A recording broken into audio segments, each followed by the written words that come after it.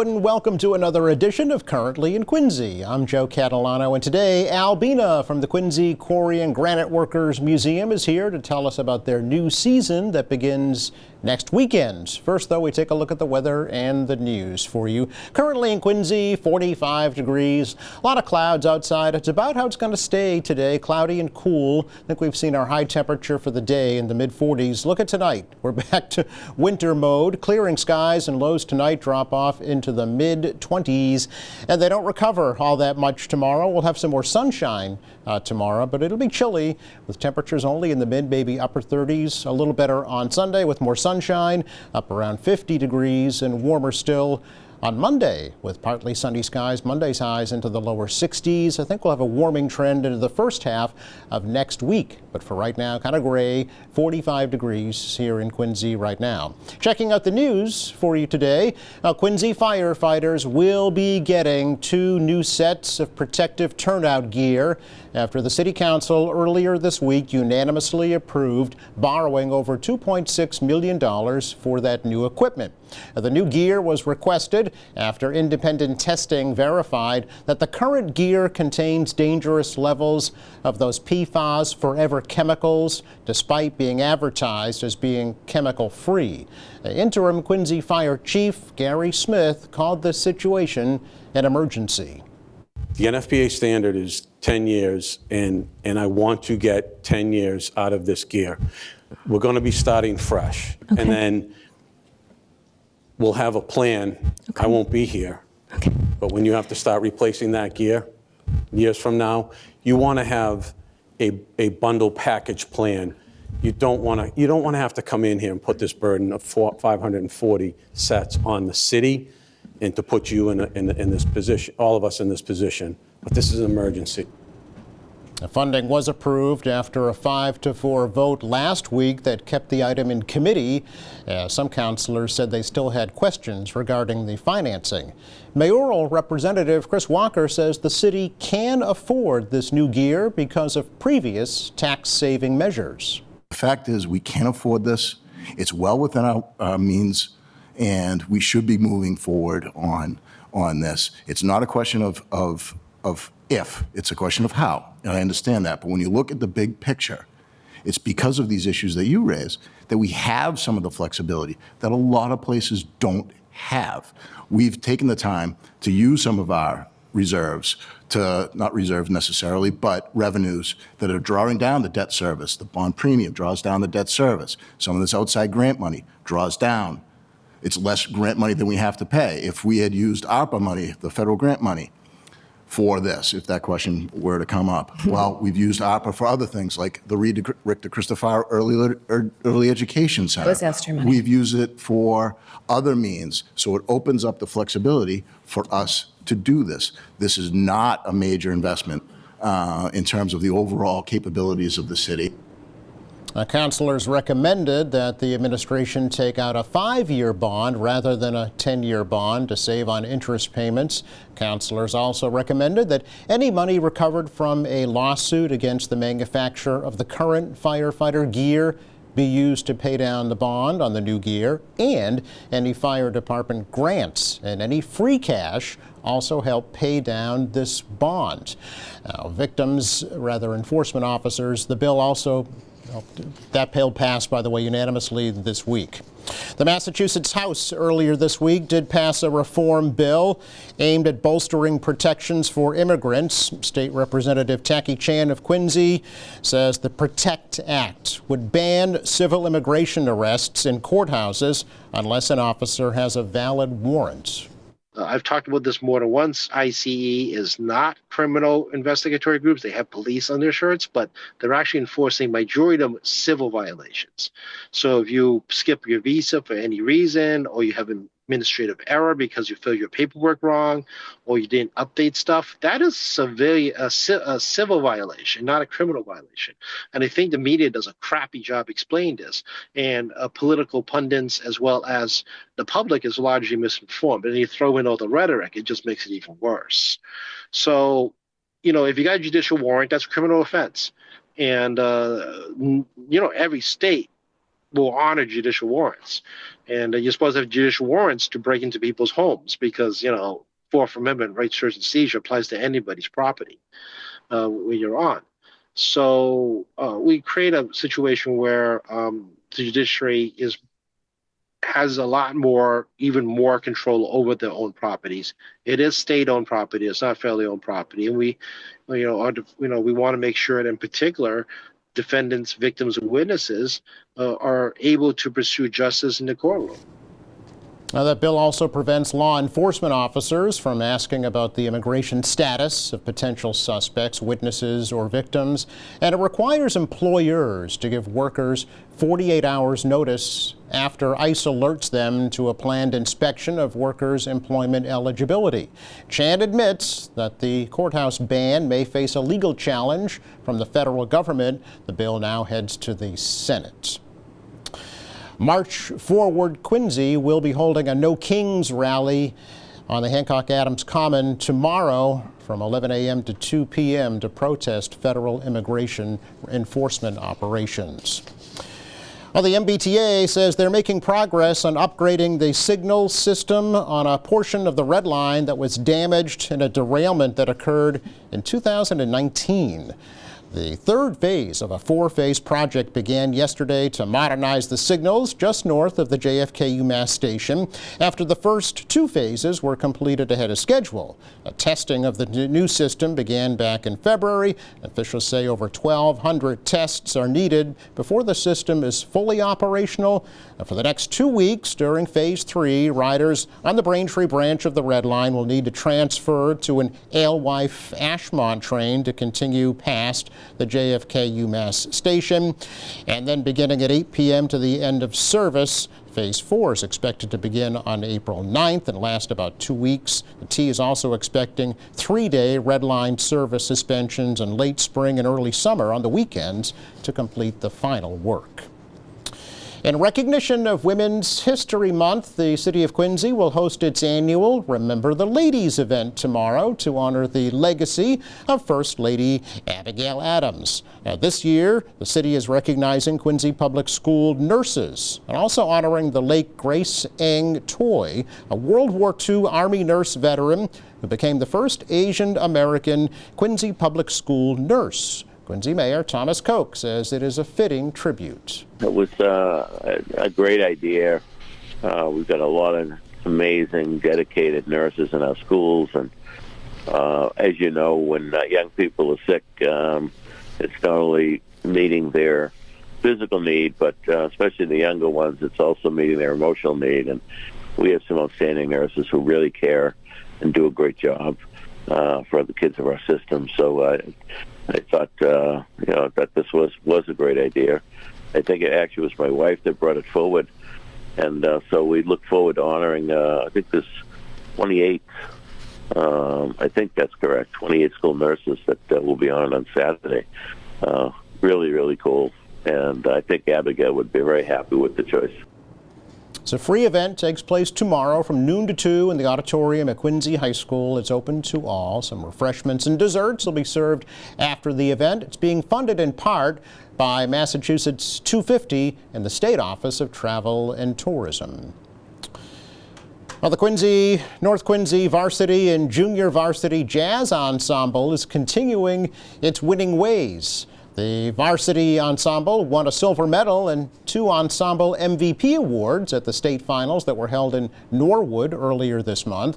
Those wins come after both groups won silver and gold medals at the Massachusetts Association for Jazz Education Northeast District that was held in Reading earlier this month. Coming up, the 5th annual All-City Jazz Concert will be held on May 21st at 6 p.m. in the auditorium at North Quincy High School. And the All-City Middle School Jazz Ensemble will also perform, along with the JV and varsity ensembles. All are welcome to that show. And there's our check of news today. Coming up, the Quincy Quarry and Granite Workers Museum is preparing for a new season. We will get a preview next.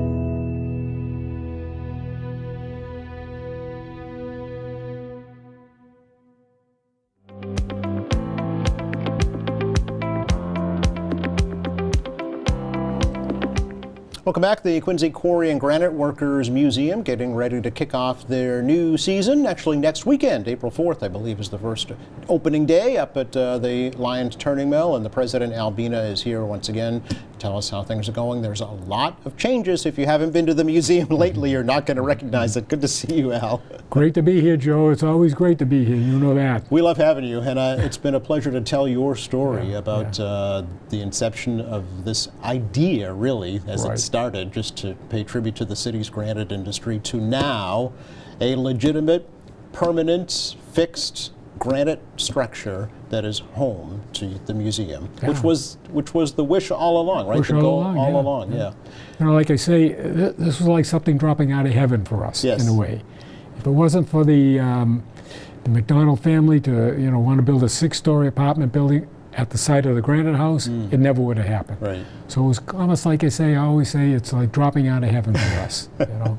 So, and what we're talking about is an actual granite house that was disassembled from Willard Street, right? Yes. Moved over to the museum up on Quarry Hills Drive is the actual name of the street, and then reassembled as your new home for the museum. And when you first started this idea, I mean, how long ago was it actually, Al, that you started this idea? Well, I think it was about, I want to say about 12 years ago. 12 years, okay. I remember I first asked you, what would be your wish? Wish, yeah. And you said, if $1 million would drop out of the sky, we'd have a permanent home. I can remember saying that.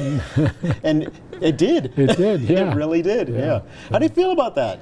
I tell you, it's great. It's great to, we'll have some place now that keep this history of Quincy going. It was a big part of the history of the city of Quincy. It was the largest employer back at the turn of the century. Yes. It really established Quincy, the Granite City. Yes. Speaking of that, I'm glad you brought that up, because in the Quincy Historical Society's Quincy Book of Days, on this date, March 27th, 1827, so 199 years ago, the Granite Railway signed its first contract to carry stone. Right. So there you go. So almost 200 years ago. Almost 200 years, yeah. And here it is now in stone. In stone. Yeah. And the thing is, you read that article, we actually got the rail car, the replica of the original rail car that transported that granite down to the Ponce River. Yes. We have that at the museum now. It's fantastic. Yeah. Yep. So it's been a busy fall and winter. It's been very busy. Despite the weather, right? Despite the weather, yes. Yeah. So what's going on? Well, like I say, we're getting ready to open up in the first weekend of April. Yep. Kind of unfortunately, in a way, we established that first full weekend every month through November. Okay. Never knowing that weekend will be Easter weekend. Oh. Because Easter kind of changes every year. Yes, that's right. But unfortunately, we will be open, so people will be able to go to their service or their mass, and they'll come back and maybe view the museum. All right, okay. Yeah. So open on Easter Sunday. So we're going to be open on Easter Sunday. Okay. All right, very good. Saturday and Sunday. Okay, excellent. And your volunteers will be there? We'll be there, Show folks around? Yep. Okay, very good. But before we talk about that, we have to talk about, because folks haven't been, they're not going to recognize it, right? No, right. It looks completely different. Completely different. Let's talk about the actual house that was moved from Willard Street. It dates back to the beginning of the industry, 1830. Yeah. Okay. Originally, there were 4 houses, granite houses in Quincy here. 3 of them were located on the Granite Railway, the old original Granite Railway, which followed now. Well, the expressway follows the old route of the Granite Railway. So when they built the expressway, the other 3 granite houses were demolished. We lost them. Okay. So this was the last standing granite house in Quincy. Wow. And so it was a big thing. It was historically, it was a big thing. Mm-hmm. And again, when the word came out that it was going to be torn down, there was a big kind of an outcry in the city of Quincy from all these people that loved history. Yeah. And the mayor got involved, and fortunately, we were able to move it up there. Yep. Disassemble it and actually move it up there and reassemble it. A lot of the stones were numbered. So it actually went back to it's not the 2.5 stories of the original building, because it would have been cost prohibitive to do 2.5 stories. Okay. So what we did is we enlarged the footprint of it, saving all that historic Quincy granite. Yeah. yeah. So you used all the granite, you just made it longer instead of taller. Taller, right. Okay, Yeah, yeah. all right. We have some pictures. Sure. As always, you like Yeah. to bring some show and Oh, tell. definitely. So we'll start off, we'll start with the wood frame that was needed before the granite could actually be added, right? Right, yeah. You know, people think, well, it's just going to be a granite block house. Yeah. But actually, it has to have an interior. It has to have a wood structure Did in the the original interior. have this too? Oh, yeah. It did? The original, Okay, yeah, yeah. So, I mean, they had to build a wooden structure for us and then the granite around it. Yeah, so they laid a concrete pad, it looks like. Laid a concrete pad, Yep. yep. Again, this Built is the one of frame. the shots where they originally started the framing, you know. Okay, and when they say they, who's building it, Al? Kenny McElroy, I'm trying to think of the company's name. Oh, I have it right here, just in case. It's Folsom? Folsom is the general contractor. Oh, okay, all right. And then it was Kenny McElroy? Okay, McIsaac, was it? Kenny McIsaac. yes. He was the guy, the carpenter that did all the framing and the interior work. Okay, all right.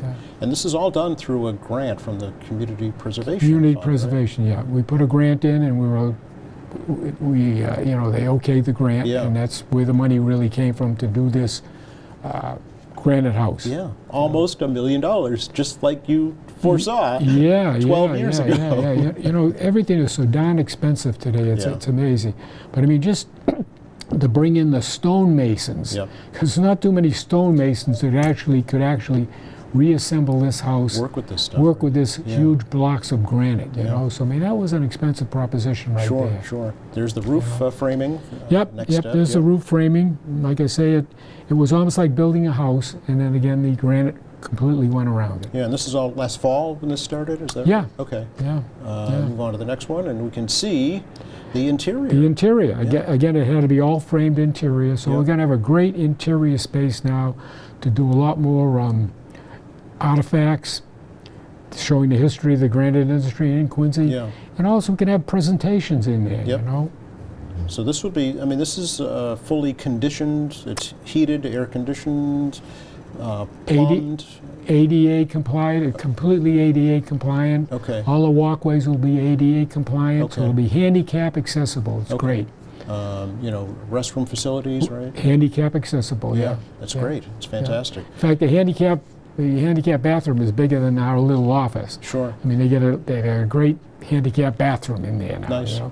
And again, it's going to be air conditioned and heated, so it'll be great. Yeah, so does that mean it'll be open year round? We could be open year round. Wow, Yeah. okay. Yeah. Depending on volunteer availability, right? Again, depending on voluntary. Yeah. Let's take a look at the next one, and we see it's done. There it is. Yeah, it's done. Yeah. You know, it's sitting on. If you go up there, the landscape has completely changed. You know, they had to completely change the landscape where the actual building went. So you wouldn't even recognize if you went up there previously and saw our little museum, and you go Yeah. up there today, the landscape here has really changed completely because of this stone house. Yeah, did you have to clear a spot there for They had this? they You had to did. clear a spot. Okay. Yeah. There was nothing historically in the spot we chose. We had an archaeology evaluation of the whole area, and there was nothing historic on this particular site. So Okay. we were allowed to do the building on this site. Okay, and coincidentally, now there is something historic on the site. This There building, is right? this building, yeah. And those doors that we see on the side there. The double doors, Yep. that'll be the main entrance, entrance, okay. handicap accessible. Okay. In fact, all the entrances will be handicap accessible too, Okay. but this is the main entrance, the double door. Okay. Okay. And when was this photo taken now? This photo was probably taken about a month ago. Oh, all right. Yeah. Okay. It's even further along now, you Sure. know. Sure. I was up there yesterday. They got a great sign now that's posted on the building, and you know, Quincy Quarry and Granite Workers Museum looks great. And I was sitting over there in my truck the other day, and I was looking at the roof. I said, "Gee, that almost looks like slate." They had these architectural slate-looking shingles, asphalt shingles, and it almost looks like it's a slate roof, Nice. which really adds to the look of the actual building Yeah. itself. You know? Yeah. Would that have been original? No, it wasn't original. No, but they added this because it kind of looked like Looked a slate roof. No, I mean when the house was first built, would it have had? It would have had a slate roof. Yeah. Yeah. Okay. Yeah. That'd be cost prohibitive today, I'm Right. sure. Yeah. And all the windows basically are the same. So but they kept the architectural integrity of the house. All Yeah. the windows, the doors, Yep. the roof line, the roof pitch, all represented the original building. Okay, The yeah. original stone building. Just made it a one-story. Just instead made it of a one-story, yeah. instead of a But two-story. enlarged the footprint. Gotcha. Okay, which Yeah. probably is more conducive to a museum. Oh, yeah. Right, Yeah. for displays. Yeah. Displays, Instead of having yeah. people having to climb stairs, or probably would have had to put an elevator in, Yeah, right. which is Yeah. very expensive Yeah. as well. Yeah. I think we have a couple more I want to show Sure. folks. Yeah. And you have already some displays that are being worked on. This is actually a display. I just want to mention that we have a new blacksmith shop. We established a new blacksmith shop, little building. We have a forge that was donated. A lot of the tools were Oh, donated. really? And by the Cantelli family. Okay. And we needed a hood for the forge. And I contacted Quincy Votech and I asked them if students might be interested in actually fabricating this, and they were overwhelming. They said, we'd love to do it. Oh, so students this are is- making this. The students are actually making Oh, this. all right. You know, so we're trying to get younger people involved. Sure. So, you know, this might be the stimulus that might just get a couple of people, you know, they worked on the hood, maybe they said, gee, maybe I'm interested in Yes. that history, you know what I Yeah. mean? So it's great that, like, the students are actually fabricating this hood for the forge. Well, they might not even know what a forge is, right? Right. So, This is done in the metal fabrication area, so hopefully we can have all those kids up, visit the museum, and actually see this in operation. Absolutely. The forge going, Yeah. which will be great. wow. Where did the forge come from again? I'm sorry. The Cantelli family. Cantelli family. Cantelli family Did donated they it. work in the industry? They worked in They the, did. their grandfathers worked in the industry. Okay. Both the Cantelli boys, their grandfathers worked in the industry. Nice, nice. And will that Steve Cantelli and Danny Cantelli. okay? And is that separate from the granite structure, the forge? Separate from the Granite. it yeah. is? It's a standalone little blacksmith shop that we established Okay. in its own building. Because in the day, workers would have to make their own tools, right? Oh yeah, yeah, yeah. So we'll be able to bring in a blacksmith, put on demonstrations how Yeah. they sharpen the tools, how they made the tools, and give demonstrations in this little building, which will Yeah, be great too. Yeah. I think we have a couple more I want to show Yep. folks before we run out of time. That's the interior. And you can see all the tools there, all the blacksmith Yes. pliers and everything, the vices, and the actual forge itself. It's a hand cranked Oh, it is. Air Force forge, Yeah. which is they used that back in the 1800s. Yeah, yeah. You know, so, and again, the kids are building the actual hood for that. Okay. So once we have the hood, we'll be able to do the stove-piping, go to the outside, the chimney, and we'll be in business for a forge. Well, so it'll be an actual functioning forge. Actual It's functioning like forge. For folks who may have gone to like King Richard's Fair, you know, Right. they have a demonstration Demonstration, similar yeah. to that. That's hopefully we'll bring in, you know, Craftsmen like craftsmen like that. Yeah. Yeah. Yeah. Here's your shed. That's the blacksmith shed. Okay. That's the sit-alone blacksmith shed. You know, we got some great doors we can open up, and we can bring the blacksmithing to the outside in a way. You Yes. know what I mean? We can actually establish a little anvil on the outside if the blacksmith wants to bring out and show people Oh, how all to do right. it or how he did it.